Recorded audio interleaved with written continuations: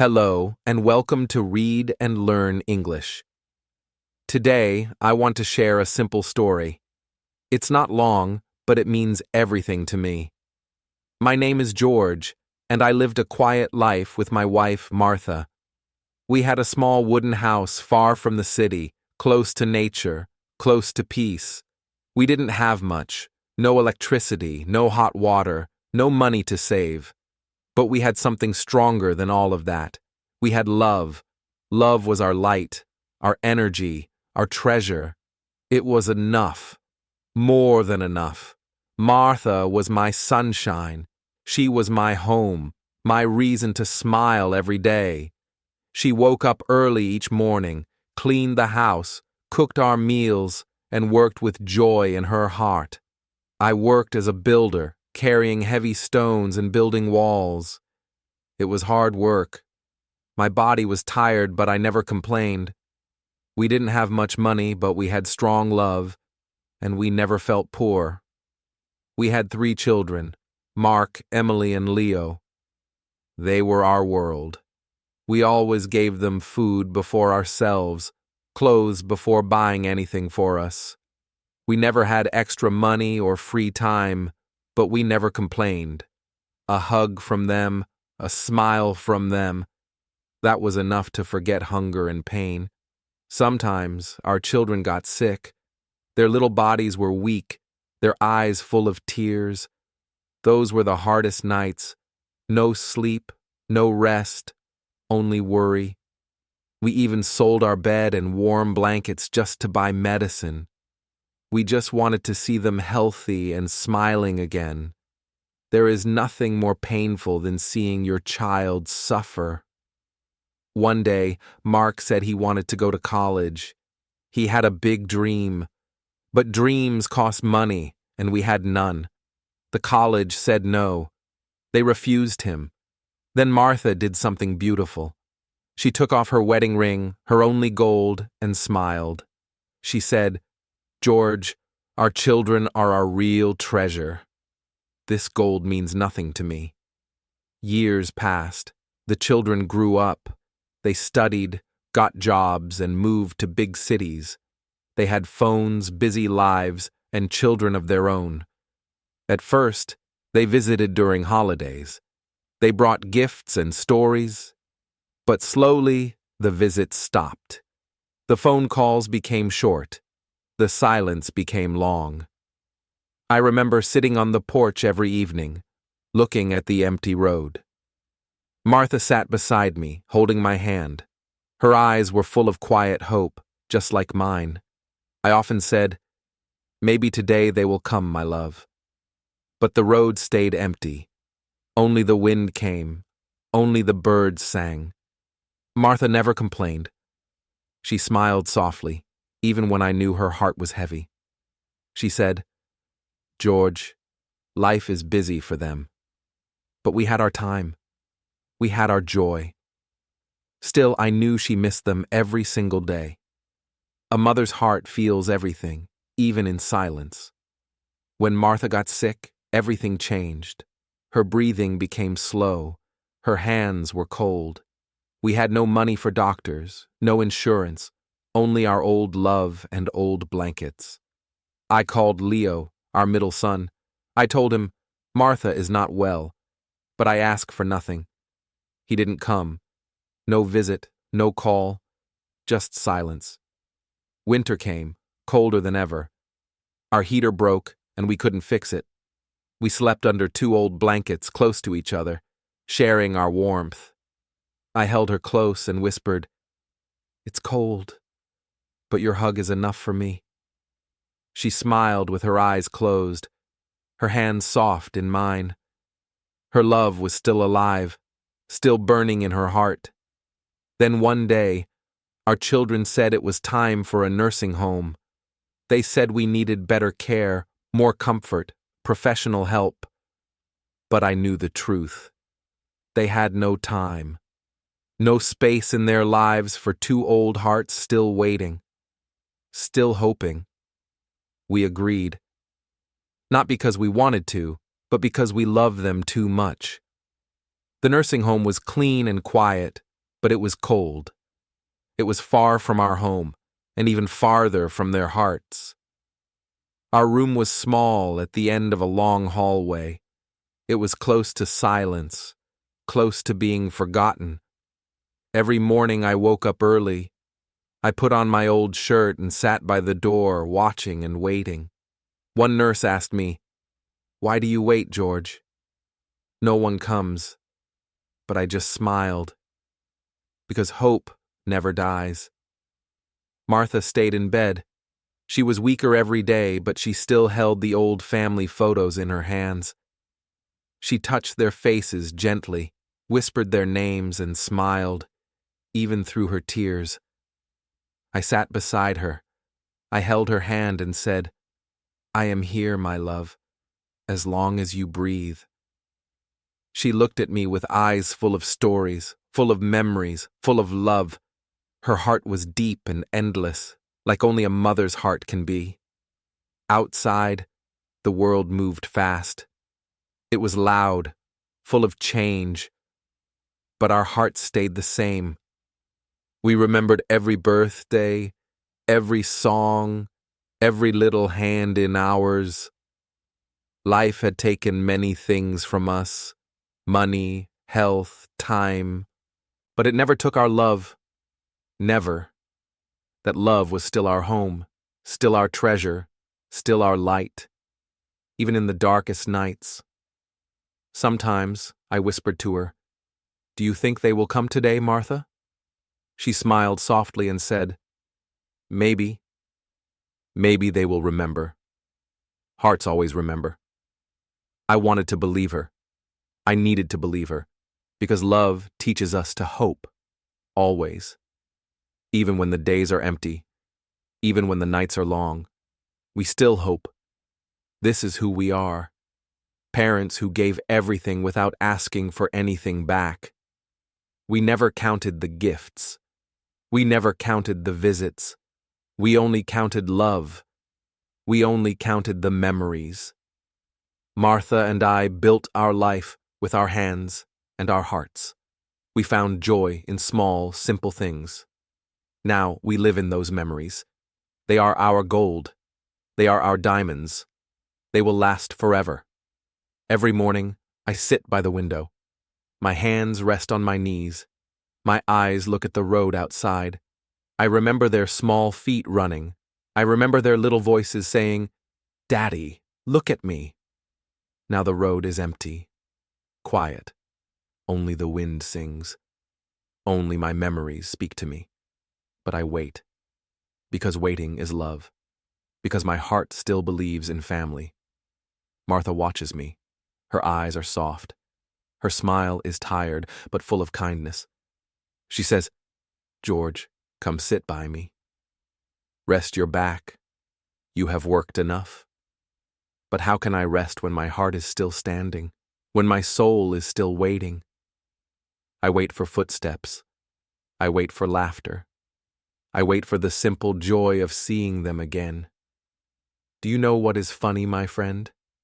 It's not the big things I miss the most, not the gifts, not the holidays, not the fancy visits. I miss the small, sweet things. I miss Leo sneaking bread from the table. I miss Mark fixing his broken bike. I miss Emily singing out of tune. Those moments were our gold, our true treasure, worth more than anything in the world. Money can buy many things, but not love, not time, not peace. We never had much, but we had each other. We had simple joys and simple days. A warm bowl of soup, a story shared by the fire, a quiet walk in the fields side by side. Martha would sew clothes from old fabric. Her fingers moved quickly, and her heart was always full. I fixed the roof. I fixed the fence. And together we fixed our little world, day by day. The years passed. Our children grew tall. Their dreams grew bigger. Their lives became faster. We pushed them forward, even when it pulled them away from us. We smiled, because that is what parents do. We build wings, not cages. Never cages, but sometimes wings fly too far. Sometimes they forget where home is. Do I blame them? No, I do not. Life is heavy. Life pulls people in many directions. But still, my heart aches. My hands remember their tiny fingers holding mine. Martha keeps their letters and drawings in a small box under her pillow. At night, she touches them gently. She whispers good night to them, like they are still little. One evening, Martha's cough got worse. Her breath was short. Her body shook. I made her tea. I held her hand. I sang her our favorite old song, the one we loved in our youth. She smiled, weak but bright, and said, "George, you are still my song, my heart." I kissed her hand and said, "Martha, as long as I breathe, I am yours forever." But now, forever feels short. The days run faster. The nights feel longer, colder, quieter. We used to count birthdays. Now we count the days since their last visit. But hope is stubborn, like an old tree. It stands tall even when the storm is strong. So I sit by the window, my heart open, my arms ready, still waiting for their return. Sometimes I talk to the nurses. They are kind. They listen. They smile softly and ask me, "George, why do you still wait? Why do you wake up so early?" And I tell them, because my heart doesn't know how to stop loving. It doesn't know how to stop hoping. Every father waits. Every father believes, no matter how long it takes. Martha gets weaker now. Her hands are colder. Her words are softer. But her love is still strong, louder than ever. She holds my hand and squeezes it gently. She says, "George, we raise them well. Even if they are far, even if they are quiet, we did good. We loved right." I nod, but my throat feels tight. My chest feels heavy, because missing someone hurts. One night, the heater broke again. The room was cold, but her hug was warm. We wrapped ourselves in old blankets. We laughed softly. We remembered old winters from long ago. I said, "Martha, it's cold outside, but your love is still the fire in my chest." She smiled, her eyes shining, and said, "George, your words are warmer than the sun." The staff offered us new rooms, warmer rooms, closer to other people. But we said, "No, thank you. This small room holds our memories, our love, our life. We don't need more. Every little crack in the wall, every creak in the floor, every quiet sound in this room, it speaks to us. It tells our story. You cannot buy that with money. You cannot replace it with comfort. At night, I dream of the old house. I see the garden Martha loved. I see the tree we planted together. I see Emily running around it, her laughter dancing in the air, her hair flying like the wind. I see Mark building small birdhouses. His hands were full of nails, his face full of pride. I see Leo reading under the sun, his face calm, his dreams bigger than the sky. These dreams feed my soul. They keep Martha smiling, even if they are only dreams, even if the real faces are far, too far. But love does not care about distance. Love remembers, always remembers. So I hold on. I breathe slow. I believe. Because love teaches us that we must never stop hoping. Martha whispers sometimes at night when she thinks I am asleep. She says, "My babies, I hope you are well. I hope you are happy. I love you." Her words are soft, but they are the loudest songs in this quiet room. And I always listen. Her love is the most beautiful sound I know. Time is a strange thing. It runs fast when you are young. It moves slowly when you wait. But even slow time is a gift. Every slow moment gives me one more day with Martha, one more sunrise, one more cup of tea, one more soft moment holding her hand. And for all of that, I am truly grateful. Sometimes I wonder, will they come when it is too late? Will they stand by the door, call our names, and feel the weight of lost time? But I stop those thoughts, because love does not count mistakes. Love forgives. Love understands. So I keep my heart open, my hope strong, my arms ready, for a hug that may come tomorrow or someday. This is not a sad story, my friend. This is a story about love. A love that gives, that waits, that never stops. Martha and I may be old. The world may forget us. But we never forget each other. And that is enough. That is more than enough. Because real love is forever. Some nights are harder, darker. The silence gets heavier. The memories feel sharper. I sit by the window and watch the shadows. I feel time slipping through my hands like water. Martha sleeps beside me, her breath slow, her face peaceful. But my heart aches. In the silence, I hear their voices. I see their faces, clear as yesterday. Do you know the sound of a child laughing? It is the purest sound in this noisy world. That sound never leaves you. It lives in your bones, in your soul. I remember Mark's wild laughter in the fields, louder than the wind.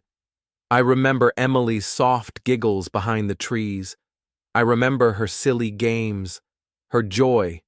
Leo was quiet, thoughtful, always reading, always dreaming. He would sit under that old tree, books on his lap, eyes in other worlds. I used to watch him and think, this boy will go far. And he did. They all did. They left, chasing dreams. But they left pieces behind. And those pieces, they were everything. They were our hearts. Martha never said much. But her eyes spoke. Her eyes told stories of longing, of missing. She dusted their chairs, fixed their beds. Every morning she opened the window. Let the sun in. Let hope breathe. I worked all my life. My hands became rough. My back became tired. But my heart stayed soft. I built walls, fixed roofs, carried bricks. But nothing was heavier than missing them. People think old age is about sickness or weak bones. But that's not true. Old age is about silence. Silence is the real weight, the real pain. When the house becomes too quiet, too empty. We never asked for much. We never wanted big things. All we wanted were the simple, sweet moments, a shared meal, a Sunday visit, a phone call with their voices. Their laughter still lives in my mind, but life moves fast, too fast. People forget, not because they are unkind, but because life is busy. Still, my heart remembers every small thing. Every small joy they gave us lives inside me. There was a time when Emily would sit by Martha's feet and braid her hair. They would laugh and talk about simple things. But to us, those simple things meant everything. Mark used to help me in the shed. He would pretend to be strong, lifting small tools with pride. Leo would bring us stories. He told us about faraway places. His words made us dream. Now the shed is quiet. The tools are covered in dust. The house feels too big without their voices. Martha's hair is thinner now, but her heart is still rich. It is full of a mother's love. She still keeps their toys, their old school books, packed in small boxes. At night, she touches them gently, as if she is holding their childhood in her hands. Sometimes I wonder, do they remember us like we remember them? Do they sit by their windows and think of the old house? Do they remember the small joys we shared? Do they tell their children about us? About the simple life we lived? I hope they do. I hope our love still reaches them, even from far away. I remember one winter. The cold was harsh. The heater broke. The walls were cold, and so were we. But Martha, with her soft hands and warm smile, made everything feel better. We shared old blankets and old memories. We laughed about how little we needed to be happy, because love is the best heater. Love is the best roof. Love is the best home. In the care home, people come and go. Faces change. Names fade. But Martha and I, we are still here, still together, still holding on to love. Every morning, I get dressed. I fix my shirt. I comb my hair. I wait for a visit. And even when no one comes, I smile. Because love is patient, very patient. Sometimes the nurses ask me, "George, do you feel lonely? Do you feel forgotten?" And I always say, "No, not forgotten. Just waiting. Waiting takes time. Waiting takes love. Because forgetting is easy. But remembering, that is a choice. A beautiful choice. And deep inside, I still believe. One day, they will choose to remember." Martha often tells me, "George, don't be sad. We had a good life, a full life." And she is right. We built something strong, something real, something that lasts. Even if our children are far away, even if their lives are busy, our love still holds them close. Every heartbeat, every breath carries a whisper of that love to them. I remember the times we sold our own things to keep their dreams alive. Martha sold her ring. We gave up our bed. We spent long nights without sleep, but we never felt sorry, not even once. Their smiles were worth everything. Because real love means giving. It means sacrifice. It means doing everything you can without asking for anything back. In this small room with its old walls, we hold the richest memories. No big house or palace can match the beauty of a life shared with love. I hold Martha's hand. I kiss her forehead. I thank her for every small moment. Because without her, none of this would matter. None of it. Some days feel heavier. My body aches. My soul feels tired. But then a breeze comes through the window. A ray of sunlight shines across the room. A bird sings nearby. The smell of fresh bread fills the air, and for a moment, it feels like home again. It feels like the children are close. I often talk to the tree we planted long ago. I talk to it like it is one of my sons. I tell it, grow strong, stay rooted, remind them where they come from. Roots are important. They hold us when the storms of life come, and our family, even across distance, is still connected, still one. Martha's health is weak now. Every step is slow. Every breath is precious. But her heart is still strong. Her love is still fierce, just like the day I met her. She tells me stories, even ones I've heard many times. I still listen. Her voice is my favorite sound. It brings me peace. It is my home. Sometimes late at night I pray. I don't pray for money or fame. I pray for time. Just a little more time with Martha. A little more time to wait for our children to come. Because love is not about how many years you live. It is about the moments, the glances, the quiet times you share. Every moment with her is a blessing, a gift, a small miracle. The world outside moves too fast. People rush, forget, get lost in the noise. But in this little room, time slows down. It breathes gently. It teaches patience.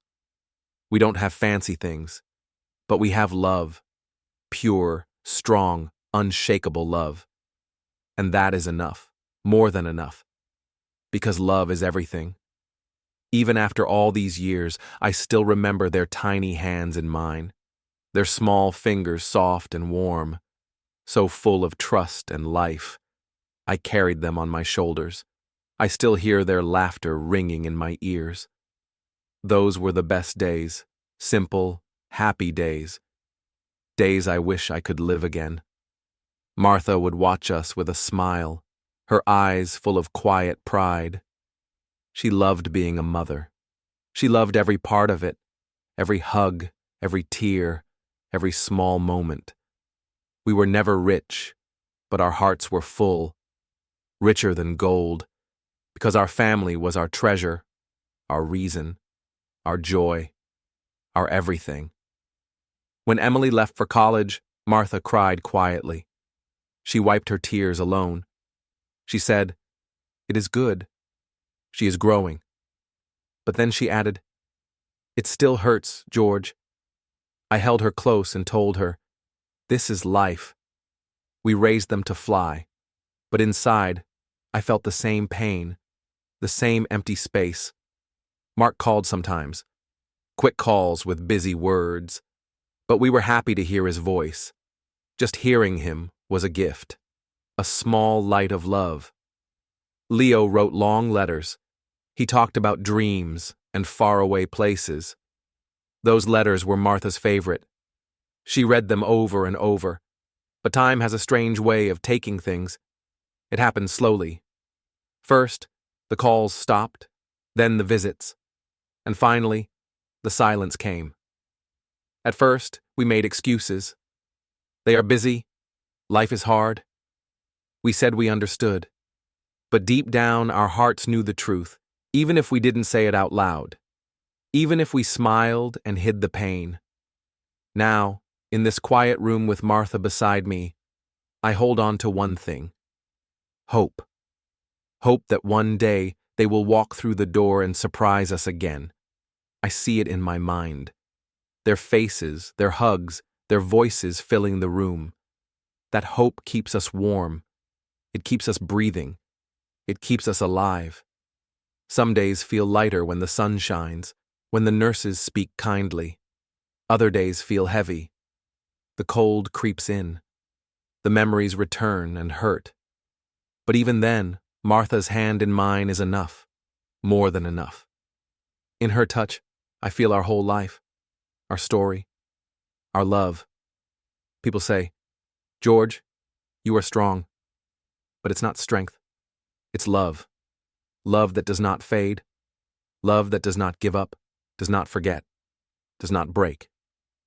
Every morning I wake up with the same hope, the same simple prayer, that today might be the day they remember, the day they come home, no matter how far they go, no matter how long it takes. We wait, because that's what love does.